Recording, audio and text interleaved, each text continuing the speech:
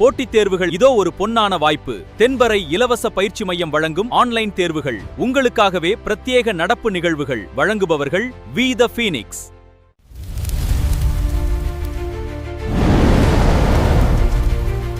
We the Phoenix சேனலை like செய்யுங்கள், subscribe செய்யுங்கள்.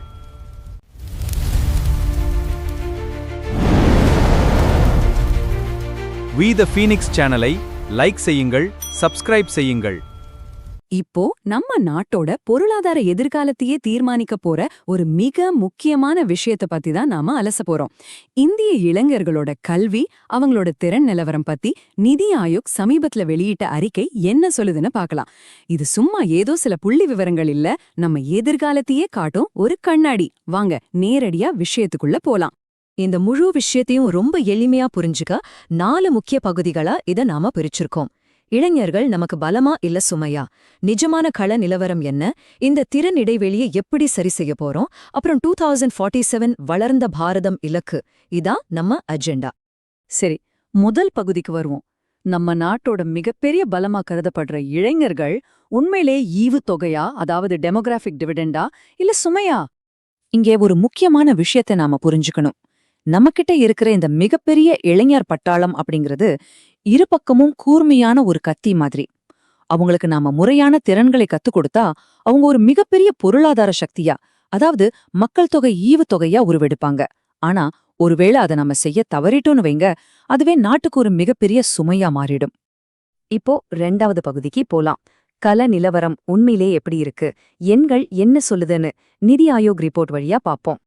எண்களை பாக்குறதுக்கு முன்னாடி நீட் அப்படிங்கிற ஒரு வார்த்தைக்கு இங்க என்ன அர்த்தம்னு நாம பார்க்கணும்.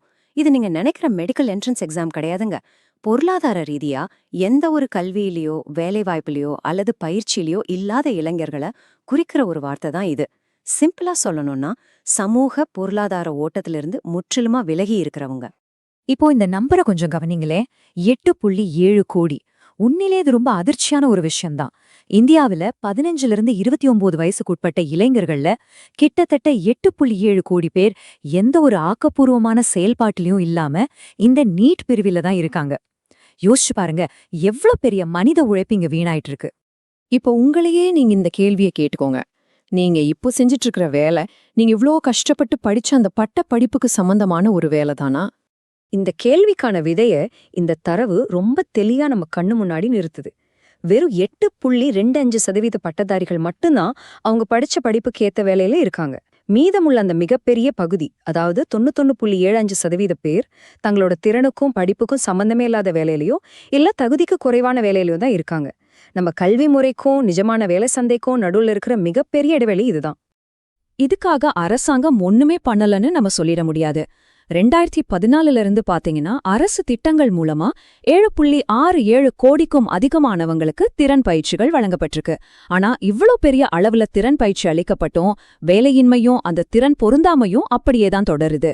அப்போ பயிற்சிக்கும் நடைமுறை வேலைவாய்ப்புக்கும் இடையில இன்னும் ஒரு பெரிய கேப் இருக்குங்கிறது இதுல இருந்து ரொம்ப தெளிவா புரியுது. சரி, பிரச்சனை என்னன்னு பார்த்துட்டோம். அடுத்து 3வது பகுதிக்கு வருவோம். இந்த திறன் இடைவெளியை எப்படி சரி பண்றது?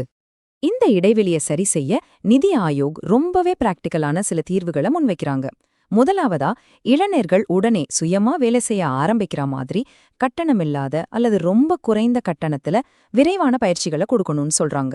அது மட்டும் இல்லாம காசில்லாம பாதிலேயே இளைஞர்கள் வெளியே போயிடக்கூடாதுங்கிறதுக்காக எல்லா துறைகளிலும் கட்டாயமா உதவித்தொகை அல்லது சம்பளத்தோட கூடிய பயிற்சியை உறுதி பண்ணணும்னு ரொம்ப ஆணித்தரமா பரிந்துரைக்கிறாங்க. இறுதியா 4வது பகுதி, இளைஞர்களுக்கான இந்த திறன் மேம்பாடு நம்மளோட அந்த மாபெரும் இலக்கான வளர்ந்த பாரதம் கூட எப்படி இணையுதுன்னு பார்க்கலாம். 2047க்குள்ள வளர்ந்த பாரதம் அப்படிங்கிற இலக்க நாம அடையணும்னா இந்த அறிக்கை சொல்ற இந்த 3 படிகளை தாண்டித்தான் ஆகணும். 1, மக்களோட தொடர் கற்றல். 2, அவங்களோட தொடர்ச்சியான திறன் மேம்பாடு. 3, அது மூலமா ஒரு நியாயமான ஊதியத்தை அவங்க சம்பாதிக்கிறது. இந்த 3 சரியா நடந்தா மட்டும்தான் இந்தியா ஒரு வளர்ச்சி அடைந்த நாடா மாற முடியும். நீங்க போட்டித் தேர்வுகளுக்கு தயாராகிட்டு இருக்கிறவரா இருந்தா இத கொஞ்சம் கவனமா பாருங்க. இந்த அறிக்கை உலகளாவிய நிலையான வளர்ச்சி இலக்குகளான தரமான கல்வி மற்றும் தகுதியான வேலை இத ரெண்டையும் நம்ம தேசிய திட்டங்களான புதிய கல்விக் கொள்கை, அதாவது NEP, அப்புறம் PMKVY மாதிரி திட்டங்களோட எவ்ளோ சரியா கனெக்ட் பண்ணி ஒரு கட்டமைப்பை உருவாக்குது அப்படிங்கறத ரொம்ப அழகா விளக்குது. இந்த அலசலோட முடிவுக்கு நாம வந்துட்டோம். கடைசியா உங்ககிட்ட ஒரு முக்கியமான கேள்வியை விட்டுட்டு போறேன். வளர்ந்த பாரதத்தை அடைய நம்ம இளைஞர்களுக்கு தேவையான திறன்களை நம்மால வெற்றிகரமா கொடுக்க முடியுமா? இல்ல இந்த மக்கள் தொகைக்கான காலக்கெடு நம்ம கைமீறி போயிடுமா? நம்ம நாட்டோட பொருளாதார எதிர்காலத்தையே தீர்மானிக்க போற கேள்வி இது. இத பத்தி கொஞ்சம் ஆழமா சிந்திச்சு பாருங்க.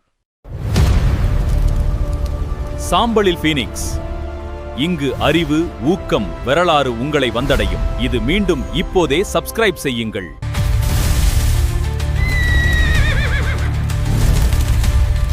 We the Phoenix.